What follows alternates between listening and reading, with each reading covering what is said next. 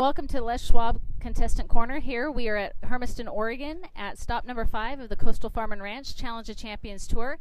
And I'm just taking a few minutes tonight to introduce you to the promoter of this event that's done such a great job over the last 5 years building this up and really providing a space for these cowboys to come and to ride. And that's Jason Maddox. Jason, thank you for being with me tonight. Yeah, thank you, Becky. We appreciate you guys doing this for us.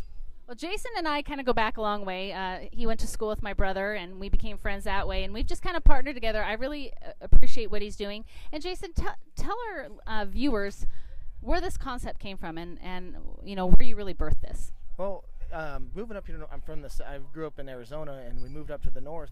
And in Arizona, down south, you can rodeo all year long. You get on bulls all the time. Well, when I moved up here in '05, I was looking for somewhere to go. Like, hey, let's rodeo. Let's go to bull riding stuff. Well, it's always shut down.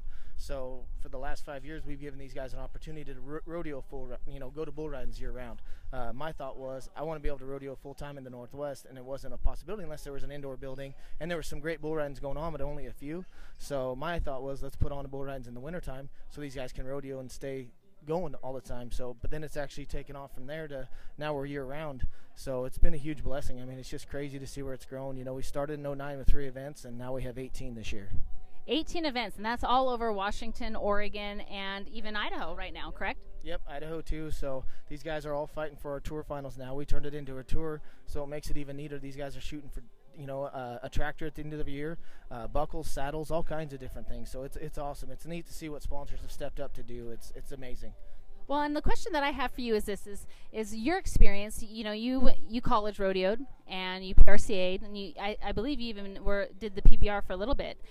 What does it mean to you to produce these events for these cowboys that are coming up in the ranks that maybe they're not at the PRCA level yet, but maybe they are?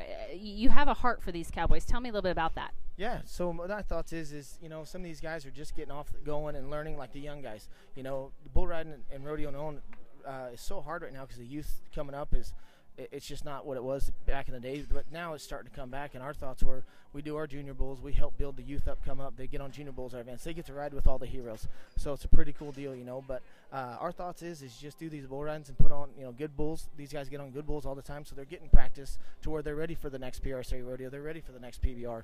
They're getting seasoned on good bulls that guys should get on all the time, instead of going to a place where you don't even know what you're going to get on, and you draw a bull that doesn't buck, and then you're worse off than if you would have just stayed home. So we provide these guys with great bulls to get on. We always bring in 3 to, like here we have 7 bull contractors and stuff. So our goal is just take care of the bull riders first.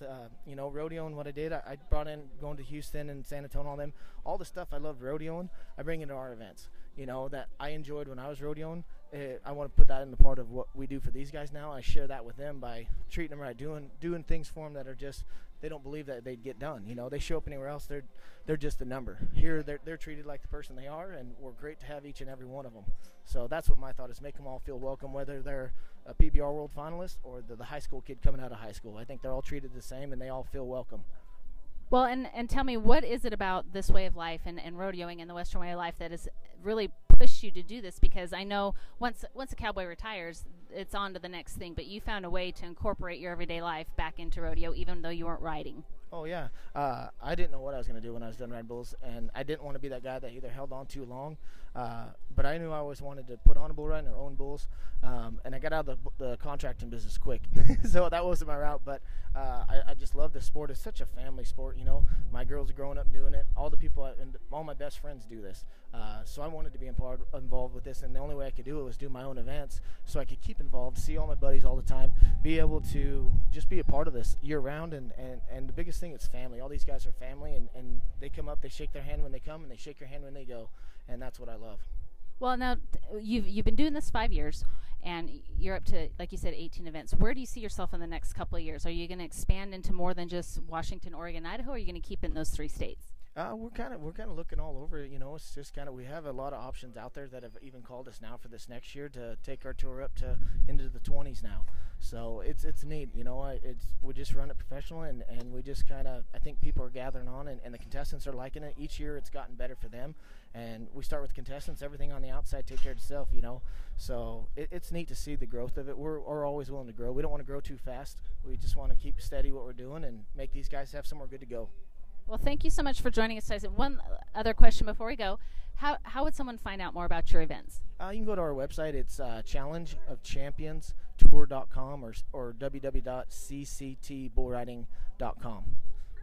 Well, thank you, Jason. I know you're busy. I'll let you get back to what you're doing. That's Jason Maddox, and he's our producer and creator of the Challenge of Champions Tour for Coastal Farm and Ranch. And we are here at Hermiston. We'll be bringing you more tonight with some of the contestants and the riders, and we'll just bring you all the action, keep you up to date on what's happening. And you can find us both on Facebook, She's Gone Country with Becky and Challenge of Champions Tour.